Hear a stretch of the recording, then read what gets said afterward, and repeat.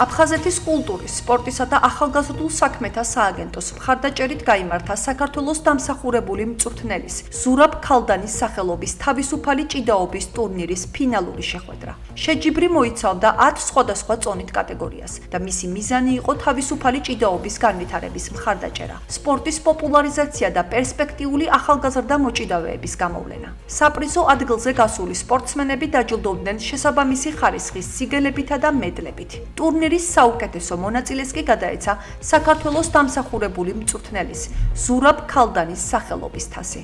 ჩატარდა ბატონი ზურაბ ქალდანის სახელობის აფხაზეთის ღია პირველობა ჭიდაობაში, სადაც მონაწილეობა მიიღეს საქართველოს სხვადასხვა რეგიონებიდან 250-მდე ახალგაზრდამ. აფხაზეთის მთავრობის ინიციატივით სააგენტო კვლავ განახორციელებს მსგავს ღონისძიებებს. მნიშვნელოვანია აფხაზეთის მთავრობისთვის, ჩვენი სააგენტოსთვის უგდავყოფა იმ ადამიანების სახელების, რომლებიც დიდი წვლილი შეიტანეს საქართველოში ამ სფეროს განვითარებაში. აფხაზეთის მთავრობა აუცილებლად მომავალშიც დაუჭერს მხარს მსგავს ღონისძიებებს და სააგენტო გააგრძელებს ორგანიზებას. გამოვლინდნენ ჩემპიონები და პრიზიორები. ამ ტურნირიდან გამომდინარე აირჩევა საქართველოს ჩემპიონატამდე სბორებზე ბავშვები, შეკრებებზე ბავშვები, სხვადასხვა საერთაშორისო ჩემპიონატებზე.